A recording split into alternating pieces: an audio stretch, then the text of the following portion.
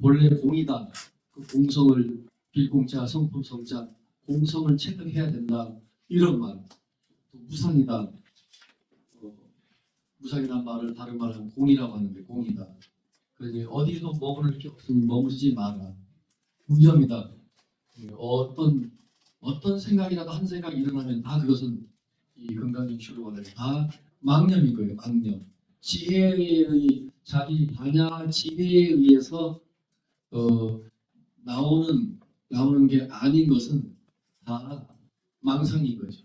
근데 여기서 여러분들이 공부를 하면 이제 도인들 같은 말이 나올 수밖에 없어요. 번뇌가 따로 있고 지혜가 따로 있는 게 아니다 이렇게 육조스님 경지라고 이렇게 가르쳐요. 번뇌가 따로 있고 뭐 깨달음이 따로 있는 게 아니고 알고 보면 자 멋진 말이 나오요. 따라해 보시죠. 번뇌 즉 깨달음이다. 번뇌 즉 보리 그래요. 번뇌 즉 보리. 번뇌를 뒤집어 놓으면 그게 그대로 보리라는 깨달음이라는 거예요. 사실 제거해야 될 번뇌가 따로 있고 그 번뇌를 제거해야만이 따로 지혜가 있는 게 아니라는 거예요. 우리들이 금강경을 배우면서 그 정도까지는 우리가 그 깨달음이 아니라 해도 전달이 안 될 수가 있어요. 번뇌는 없애야 되는 거 아니에요? 업장은 녹여야 되는 거 아니에요? 업장이 업범하는 중생인데 우리가 업범하는 중생인데 제2 업장을 업이라는 거는 지급할 때 그 업자입니다. 행위라는 뜻이에요. 행위. 장 그리면 장의 장자입니다. 업장할 때 장은 무슨 장이라고요? 장애. 우리의 장애물인 거죠.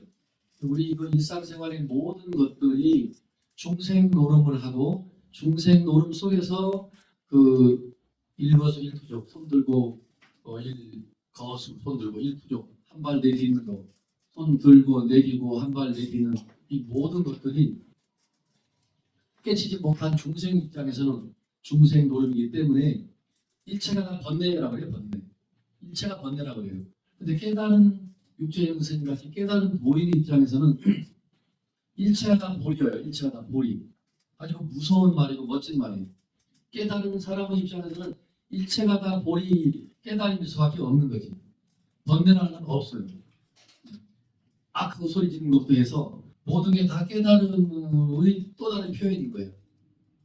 깨달음이 또 다른 표현인 거예요. 제가 지금 끝없이 손짓을 하고 있는데 이 모든 게 다 깨달음의 표현일 뿐인 거예요. 그게 이제 깨친 사람하고 깨치지 못한 중생하고 차이인데 또 어이구나 너의 뜻이 어떠하냐 너는 지금 너의 생각으로는 뜻이 어떠하냐 그 말은 네 생각은 어떠하니 너는 네가 생각할 때는 열애가 부처님이 법을 설했다고 생각하니 일체 중생을 위해서 부처님이 일체 중생을 제도란 말을 저래서 하도 많이 하니까 알죠. 제도. 모를 수도 있겠다. 제도라는 말이 무슨 뜻일까요? 풀이하면 그냥 쉽게 제도한다. 제도한다는 말이 기독교적으로 말하면 구원해 주는 거예요. 구원. 구원이라는 말과 비슷해요. 같지는 않지만 제도가 건널 제자입니다. 구제할 제자입니다. 그리고 건널 도자예요. 제도한다 할 때 도자가 그때는 길도자가 아니고 통도사 할 때 그 도자를 써요. 법도도자. 법도도. 제도한다는 말은 그냥 그 기독교식으로 우리를 구제하고 구원해 주는 것을 제도라고 금강경식으로 표현하는데 부처님이 한 중생도 아니고 일체 중생을 제도한 사실이 있니라고 수고리에게 끊임없이 수고리의 답을 요구하는 거예요. 야 수고리야, 수고리 존자, 수고리 존자시오 하던지 수고리 존자는 어떻게 생각하세요? 네, 내가 부처가 나 부처가 일체 중생을 위해서 한 명도 아니고 억만 명을 다 제도했다고 하는데 수고리 당신도 내가 그 수많은 사람을 구원했다라고 그냥 쉬운 말로 너도 생각하니 그거야. 근데 수고리가 부처님이 제도했다는 것은 이름이 제도고 이름이 구원이고 구제지 원래 아까 처음에 인용한 그대로 우리 진실 여행한 우리의 본성 불성 그 자체는 깨달음 자체이기 때문에 누가 누구를 구원해주고 말 게 없다는 거예요. 그 자리에서는 없는 거예요. 그러니까 부처님은 한 중생도 본래 제도한 바가 없습니다.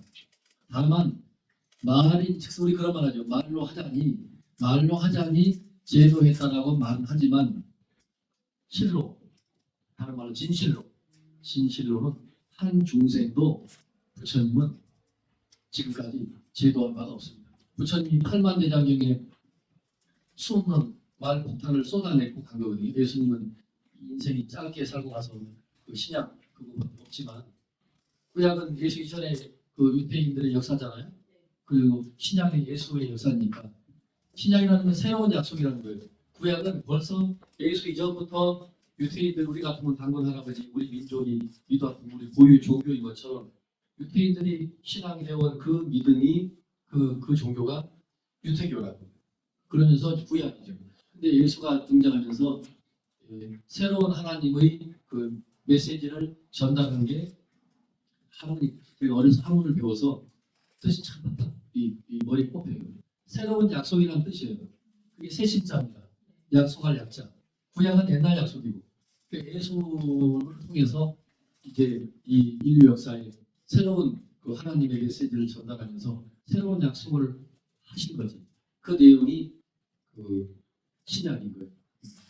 이 얘기는 내가 왜 해요 지금? 신약은 이게 왜 있어요?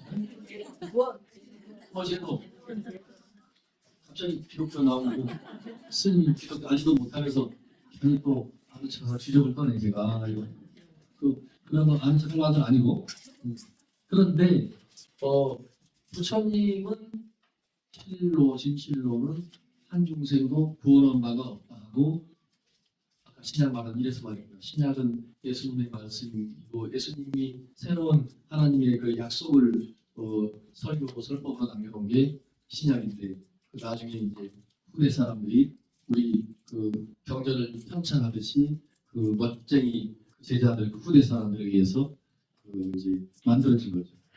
사복음서가 이제 있어요. 사복음을 핵심으로 해서 신약이 이루어지는데 예수님이 34세 같죠? 예수님 31살? 33살 응? 인터넷 찾아봐요 지금 짧게 가셨어요. 근데 부처님은 80을 살았단 말이에요. 공자님도 거의 80 가까이. 그러니까 말폭탄이 많을 수밖에 없지. 끝없는 말폭탄을 쏟아내고 간 거를 후대의 제자들이 엮어놓은 게 팔만대장경이다. 근데 우리 부처님이 재밌는 게 나는 끝없는 80인생을 살면서 35세에 성도를 소위 도를 깨쳤다고 하고 그 깨달은 도의 세계, 진리의 세계, 깨달음의 세계를 끝없는 말폭탄을 우리에게 이제 퍼부은 거죠. 그냥 막 소나기 쏟아붓듯이 부어 주셔놓고도 금강경에서는 사실은 그런데 나는 단 한 글자도 한마디도 한 사실이 없다라고 그렇게 말씀을 하세요. 그 금강경이 즉비사상이라는 거예요. 끝없이 실컷 설법을 해놓고 나는 설법한 사실이 없음, 설법하지 아니했다. 그래서 아니일자가 들어가는 거예요. 곧 즉자, 곧 아니다, 곧 무조건 아니라는 거예요.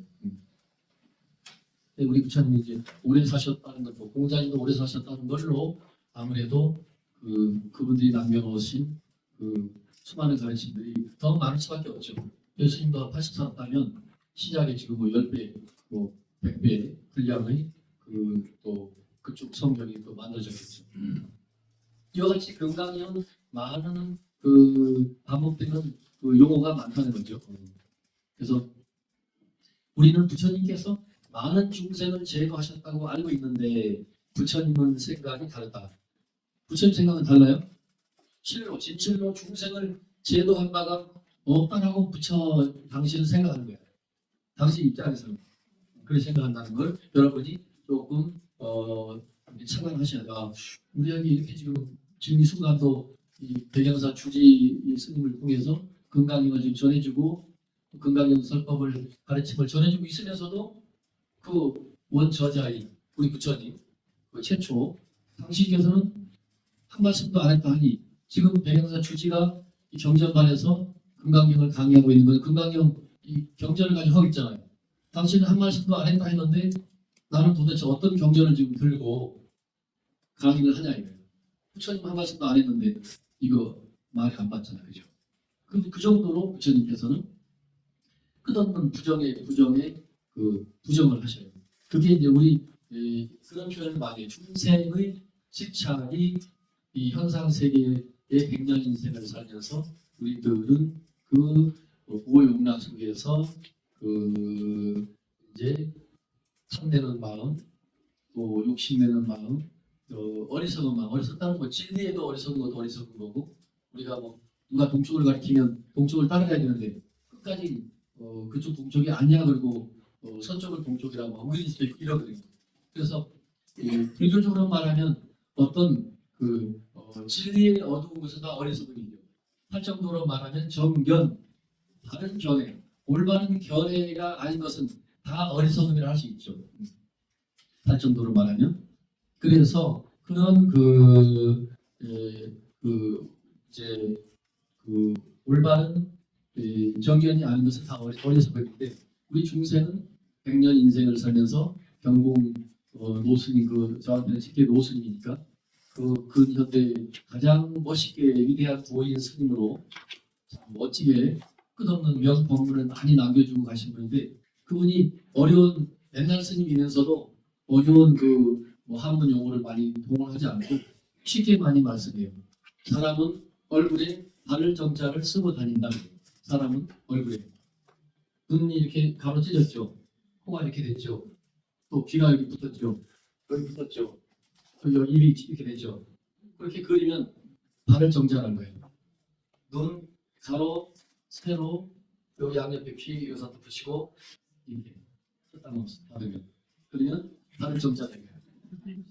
그래서 바를 정자를 인간이 원래 바르게 정견으로 불교에 말하는 탈정도로 살 수밖에 없는 그런 구조로 태어났는데도 불구하고 인간이 바를 정자에서 벗어나서 살다 보니 그러면서 탐심, 욕심, 치심, 어리석음으로 모두 뭉쳐서 우리들이 이제 살아간다 이거죠. 그래서 인생 100년을 살면서 우리 인간들이 그냥 매일같이 아이고 죽겠다, 아이고 머리 아파, 매일 죽겠다는 소리만 하지 살겠다는 말은 잘 안 나오죠.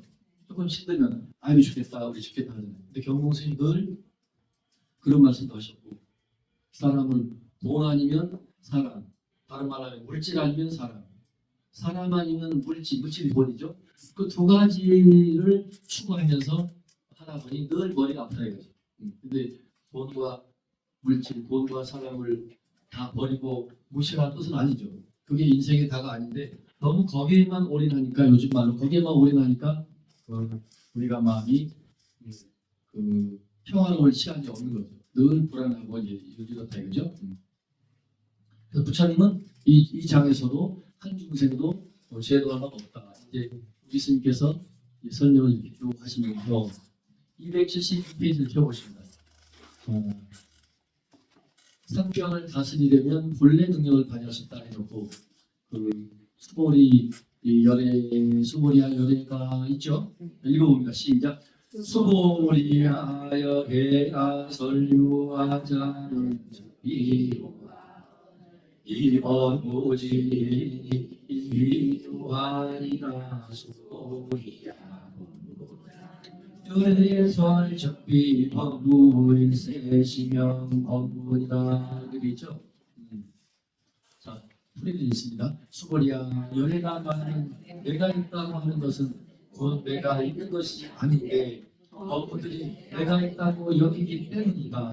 수보리야 법부라는 것도 열애가 말하는 법부가 아니다. 그 이름이 법부이다라고 하였다. 이렇게 이제 해놓고 이 부피승의 해설을 보면 금강경은 아상, 인상, 중생상, 수자상을 깨뜨리고 떠나라는 것이 주된 가르침인데 그것은 어림없는 이야기다. 이 법부지인이 이위유아일생이라는 대목이 아주 중요하다. 불자들은 아상이라는 말을 잘 쓰는데 아상, 아집이라는 말도 포함돼서 아집.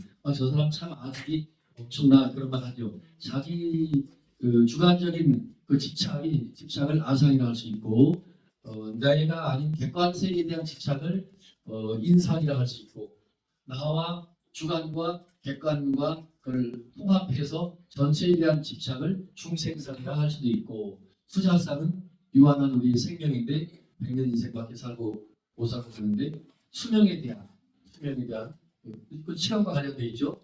그 영원한 시간도 없는데 거기에 집착하는 것을 이제 그 수자상이 하죠. 그래서 사실 아상이라는 게 어디 있느냐? 내 몸뚱이를 가만히 분석해 보니 연기로 이루어진 것이다 이랬죠. 네. 이거 반야식이 우리가 매일 읽는 그 내용입니다. 그냥 모든 것이 상호 연계에서 존재할 뿐 상호 연계되어 있는 연결되어 있는 것을 해체해 버리면 어느 하나도 존재하는 것은 없는 게 되는 거예요. 그래서 우리 무비 스님은 여기에 지수화풍 4대를 끌어오시고 색수상행식 5호를 또 설명해 놓고 5월에서는 그 몸을 색으로 표현하고 우리 정신을 수상행식 그 넷으로 또 나눠 가버렸죠. 6권은 우리 이제 반대로 5원과 반대로 우리 몸을 그냥 몸이라 안 하고 안, 이, 비, 설, 신, 눈, 귀, 코, 혀, 몸 다섯으로 나누는 거죠. 5원에서는 다섯으로 분리하지 않고 그냥 색이 모양 색자니까 우리 육체를 말하는 거예요. 색 그러면. 근데 6권에서는 다른 표현으로 색이 뭔데 우리 몸이야 이렇게 말하지 않고 눈, 귀, 코, 혀, 그 전체 몸을 그 오근이라고 하죠. 그리고 우리 의식을 딱 하나로 의식 우리 마음을 여기서는 식이랍니다. 6권에서는 식. 불교에서 식이라고 하는 것은 여러분이 쉽게 우선 불교 공부를 교리 공부할 때는 마음으로 이해하면 좋아요. 우리 지금 우리 저 박사 저분은 언어 심리학도 하셨고 그래서 이런 용어에 굉장히 익숙할 수가 있는데 프로이드 심리학에서 의식, 잠재의식, 무의식 그렇게도 나누지만 불교에서는 그렇게 안 나누고 그냥 그 기본적인 의식은 의식, 조금 잠재의식은 만화식, 좀 더 포괄적이고 깊은 우리가 윤회까지 하면서 육체 생명을 내던지고 윤회하면서 새로운 생명으로 태어나면서 눈에는 보이지 않지만 그 에너지 같다 할까 그것은 탈식이라고 그러고 일명 알라야식이라고 해요. 따라하세요. 알라야식. 또는 아레야식. 그 아레야식이라고 하던 알라야식이라 하던 일명 제8 팔식이라 하던 그 팔식에 우리 인생 100년을 살든 5년을 살든 비행 블랙박스 마냥 다 녹화가 돼가지고 다음 세상에 새로운 생명으로 태어날 때 12연기에서 무명행식 그러죠. 그 식이 우리 마음이에요.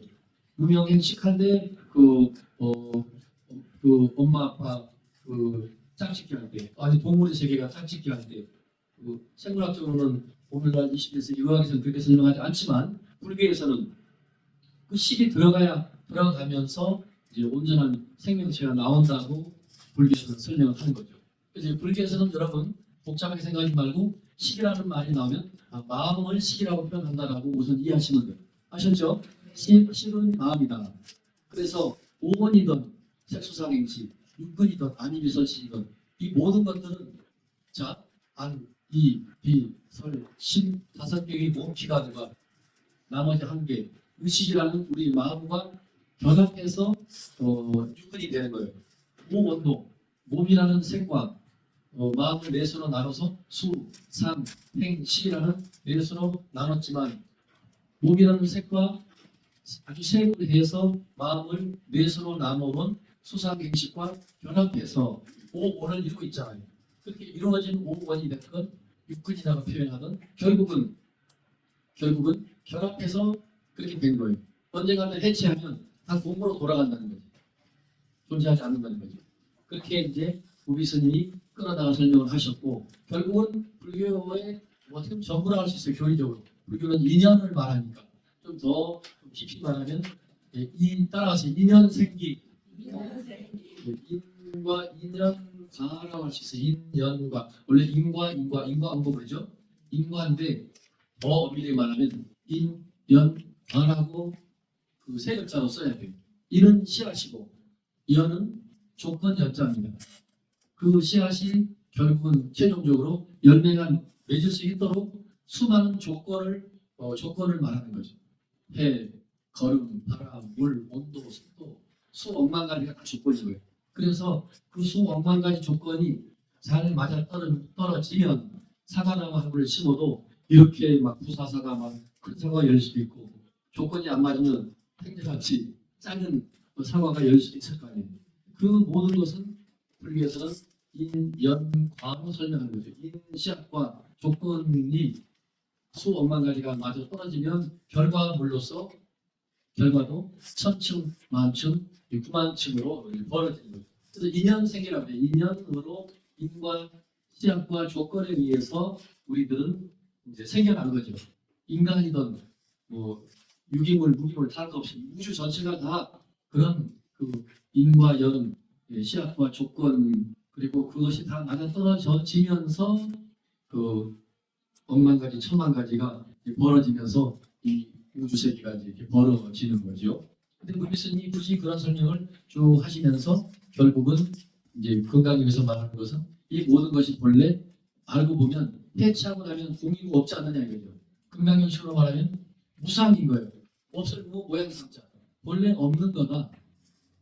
이해 못할까봐 육군 5호를 좀 끌어다가 쉽게 설명해 줄게. 한번 들어보세요. 육군이 본래 없는 거죠. 해체하면 없죠.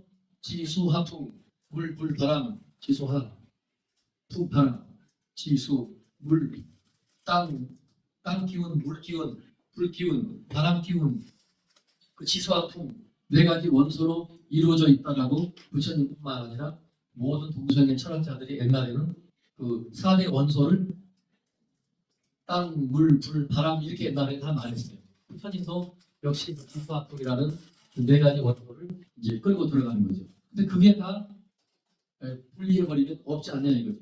그러니까 금강에서 전해주고자 하는 무상이라는 말을 더 우리에게 심어주려고 하는 거예요. 해체할 거 없지. 그러니까 무상이잖아. 근데 왜 자꾸 그 상의 모양에 집착하면서 골머리 아프고 그러지 말라는 거죠. 그러면서 이제 불교가 이제 당연히 무상이니까 무한인 거죠. 모양이 없으면 무상이니까 무한은 당연한 결론인 거예요.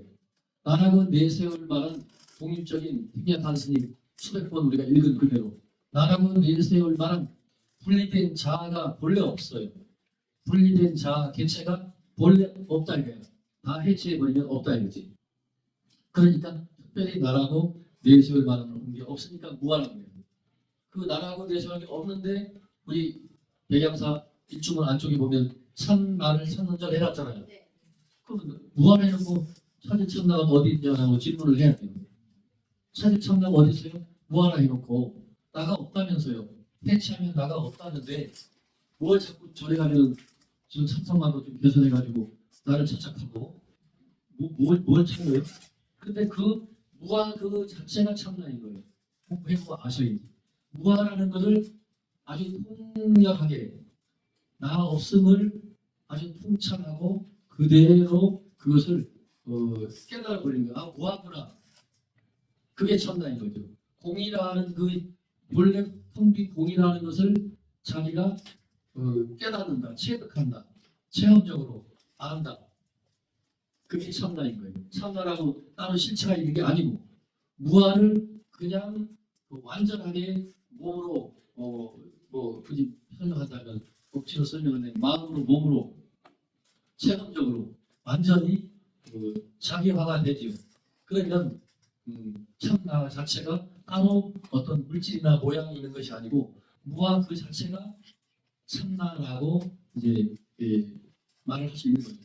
어떻게 잘못 들으면 궤변같이 들릴 수 있는데 이 금강경의 논리 구조를 자꾸 반복했다 보면 무한을 파악하는 것이 참나를 자기가 얻는 거예요. 무한을 부지런히 깨닫고 나면 그 무한을 깨달았다는 그 자체가 참나의 발견이 되는 거예요. 이해가 들락말락하죠. 무슨 말인지 모르지만 알쏭달쏭하긴 한데 무한을 깨닫는 것이 참나는 없다 했는데 무한을 했는데 참나를 발견하자. 다시 반복하지만 그 나 없음을 약간 버전으로 설명하면 분리된 자아 대체가 없는 거구나. 텅 비었구나. 비었는데 다시 그것이 결합하면 존재로 나타나죠. 그래서 색즉시공 공식시색인 거죠. 택식시공 공직신체 한문으로 말 어려운 것 같지만 하나도 어려움이 없어요. 색은 존재니까 존재가 해체되어 있는 공으로 돌아가고 공이 영원히 공이 아닌 거지. 다시 지수와 풍을 만나면 색수상 행식을 만나면 아리비설신의 구조를 만나면 다시 색으로 존재로 나타나는 거죠.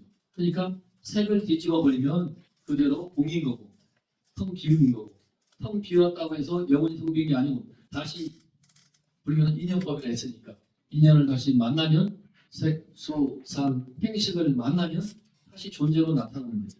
존재와 공과 존재가 무한 반복을 하는 거죠. 그 자체를 자기가 비록 깨닫지는 못했다, 깨치지는 못했다 해도 잘 영통하고 좀 검토해서 사유하고 생각하다 보면 그때 백양사 주지 스님이 금강경 강의하면서 무아를 체득한다. 나라는 실체가 없음을 완전히 이해하고 깨닫는 그 자체가 참나의 발견다라고 했다는 그 말이 이제 어느 순간 더 깊이 이해될 수 있을 겁니다. 그래서 우리 스님이 무비 스님께서 이제 우리 불교의 그 전통적인 방식으로 이 오원 육근 사례를 끌어다가 설명을 해주는 거죠.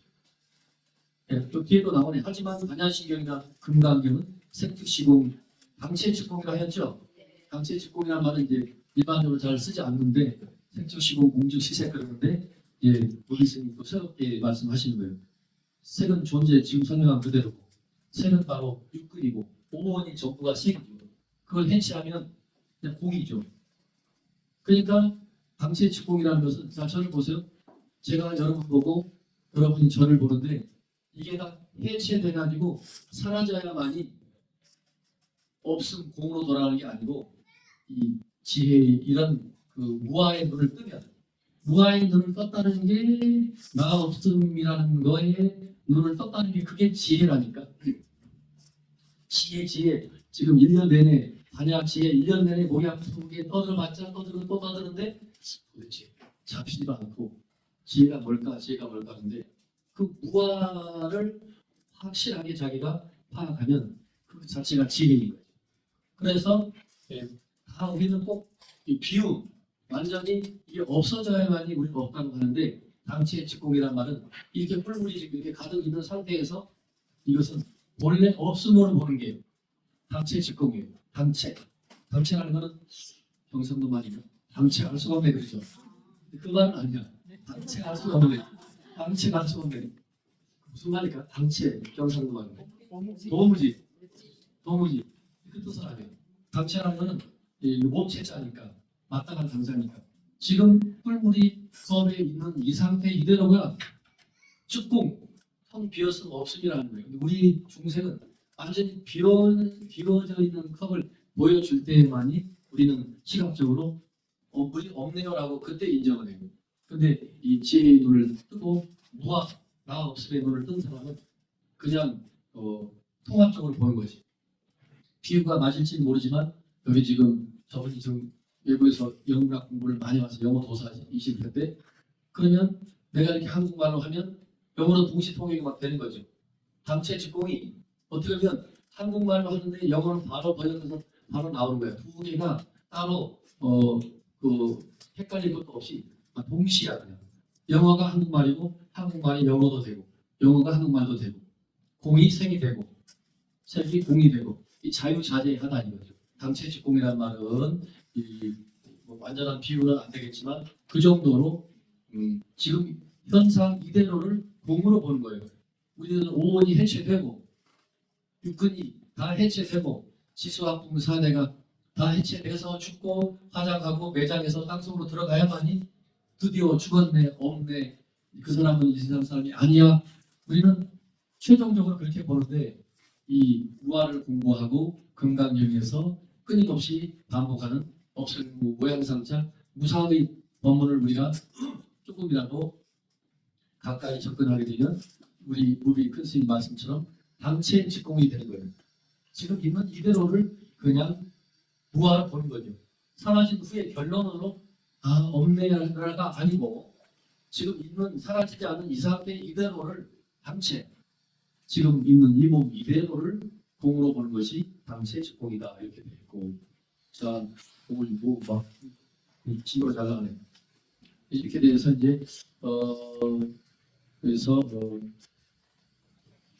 오늘은 이제 여기까지 하고 말씀한 한 5분 정도 하고 마무리하는데 그 인간견지 공부도 그렇고 우리가 이제 전체적으로 또 불교를 봐야 되는데 제가 처음 금강경을 제1강 시작할 때 약간 소개도 했지만 불교는 전체적으로 부처님 말씀을 불교로 하고 그죠? 부처님 말씀을 불교로 하고 그 부처님 말씀의 내용은 부처님 말씀의 그 핵심 내용은 깨달음이라는 거예요. 깨달음. 불교는 깨달음이 종교라는 거예요. 불교는 부처님의 가르침이고 그 가르침이 뭔데 그러면 깨달음의 가르침이라는 거예요.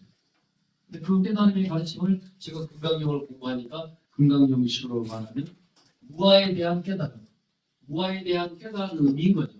금강경을 우리가 배우니까 무아에 대한 그 깨달음을 끊임없이 부처님께서는 이제 강조하시죠. 그러면서 우리가 이제 이미 처음 시간에도 말씀드렸다시피 부처님이 열반 소위 돌아가시고 바로 그 수많은 500명의 제자들이 모여서 부처님 돌아가시고 100년, 200년 지나면 다 이게 흔적 없이 사라질 텐데 부처님 말씀을 기록으로 남기자 해서 예를 들면 충무보살이 들은 기억, 여기 회장님이 들은 기억 각자 부처님한테 법문을 들었는데 제가 오늘 2시간을 이렇게 강의를 하는데 들은 사람이 그 암기한 내용이 다 달라요. 무한을 설명했는데도 어떤 사람은 4대 5월 6분을 잘 입력했다가 그 설명만 암기하는 거예요. 그 설명만 됐다. 어떤 사람은 또 다른 식으로 암기하고 그 수많은 사람들이 그 암기한 내용을 복기하죠. 바로 복기하듯이 복기해서 기록해 놓은 이제 경전들이 8만 대전경인데 그래서 어떤 경전은 그 중복된 내용이 많아요. 그 초기 불교 경전 보면 중복된 내용이 똑같은 부처님 말씀인데도 똑같은 팔정대에 대한 설명인데도 이 총무보살이 들은 팔정도 설명이 기억이 다르고 우리 서박사 이 양반이 들은 또 기억이 다르고 다 달라요. 근데 전체적으로 비교하면 다 비스무리해요. 그 핵심을 그 중에서 이제 우리가 취하는 거죠. 서로 기억이 다르니까. 그래서 부처님 그 말씀을 우리가 불교를 지금 이렇게 조금 그나마 불교 대학에 와서 배우는 입장에서는 불교를 하나만 보면 안 된다. 하나만 금강경만 봐도 안 될 것이고 초기 경전이라 해서 그것만도 다 부처님 오리지널 말씀이라 그리해서도 안 될 것이고 그것도 나중에 편집하는 과정에서 분명히 각각의 충무, 해장 뭐 각각의 다 기억이 다르니까 그런데 전체적인 거를 좀 퍼즐을 맞추듯이 맞추면서 하나의 사성제, 팔정도, 12연기의 가르침을 많은 제자들이 그 암기하고 암송해서 그걸 기록해 놓은 것을 다 대조하고 이제 옛날 공부 많이 한 선생님이 봤겠죠. 그러면서 이제 이렇게 흘러내봤는데 그 이 초기 경전이라고 해서 뭐 무조건 부처님 오리지널 말씀이 거기에만 다 있고 대승불교라고 하는 것은 나중에 후대에 만들어지는 거니까 부처님 말씀이 많이 변질되어 있다라고 또 생각해서는 안 된다는 거죠. 그걸 여러분이 공부하는 입장에서는 꼭 아셔야 돼요. 초기 불전, 그다음에 이제 후기의 대승 시초의 금강경은 대승불교 속에서도 대승이 막 시작하는 단계에 이게 이 세상에 나타나는 경전이거든요. 그래서 이제 그 후에 또 이제 대승 완전하게 완숙하게 그 자리 잡고 꽃을 피우면서 법화경, 열반경, 뭐 화엄경, 능엄경, 원각경 수많은 불교 경전들이 이제 막 이제 나타나요. 근데 아무튼 근본 불교, 초기 불교, 원시 불교를 그 하나라고 그전에 그랬죠. 원시라고 하든 근본이라 하든 초기라 하든 어느 하나의 용어로 말하기가 어정쩡해서 근본 불교를 하자. 부처님의 근본 가르침이 그래도 온전하게 있지 않을까 해서 근본 불교라고 하고 부처님 그래도 초기의 가르침에 가장 유사하고 근사하니까 초기 불교를 하자. 그 다음에 그래도 좀 원형이 보존되어 있는 원시 무슨 뭐 촌스럽다는 원시가 아니고 부처님의 오리지널 그 가르침이 잘 그래도 변질되지 않는 상태의 불교 경전에 근거한 그 불교를 원시 경전 그래요. 그러면서 이제 대승불교, 그 다음에 이제 선불교, 선불교는 우리가 이제 백양사에서 지금 10월, 11월 15일부터 3개월 과정으로 참선을 하지만 중국으로 건너오면서 화두 참선이라는 걸로 한번 크게 변하면서 중국적인 우리 마음 찾는 법이 어떻게 보면 새롭게 새로운 수행 공부, 새로운 공부법이 중국 육조 스님 이후에 만들어진 것이 이제 중국적인 참선법이에요. 그러면서 이제 화두 참선법이 되죠. 그다음에 정토불교 다 필요 없음. 그냥 나무 아미타불 아미타불 나무 아미타불 나무 아미타불 나무 아미타불만 오로지 놓치지 않고 가나오나 일변으로 쭉 생각하면 그 자체가 금강에서 말한 대로 무상의 눈을 뜨게 되고 무아의 눈을 뜨게 되고 지혜의 눈을 뜨게 되니 무상이다 무아다 따지지 말고 보이다 뭐다 이런 거 관심 없어도 좋다. 그냥 아미타불만 생각해라 라고 하는 그런 쉬운 불교가 이제 중국 저 송나라 쪽 오면은 정토불교라 해서 그게 이제 극락세계를 일명 정토세계 그래요. 들어보셨죠? 극락세계, 정토세계. 그리고 이제 티베트 불교. 티베트 불교는 또 다른 불교들의 어떻게 말하면 불교가 스리랑카 쪽으로도 일찍이 건너가면서 그 유명한 부처님 돌아가시고 나서 한 500년 후인가 이렇게 아쇼카라는 큰 인구가 나타나서 얼마나 많은 사람을 죽였겠어요. 인도를 다 통일해놓고 그나마 이제 자기 말년에는 부처님을 늦게 가르침을 만나서 부처님의 가르침으로 인도를 통치하고 평화 자비를 구현하겠다고 어떻게 보면 반성한 거예요. 요즘 말로 반성하고 전쟁을 일으키지 않고 그러면서 스리랑카에 자기 형님인가 그 형님의 스님이 되죠. 동생이 형님. 그래서 스리랑카가 가서 이 부처님의 초기 그 경전들을 그쪽 가서 전해주고 스리랑카 그래서 그나마 아쇼카 대왕 때문에 그 불교를 믿기 전에 수많은 수백 명, 수만 명을 죽이고 수십만 명을 죽이고 살육을 하고 그런 어마어마한 그 시절에 그런 짓을 했다고 하지만 후대에는 다 참여하고 반성하면서 부처님을 만나서 스리랑카에 전해준 불교. 그 다음에 티베트로 이제 건너온 불교.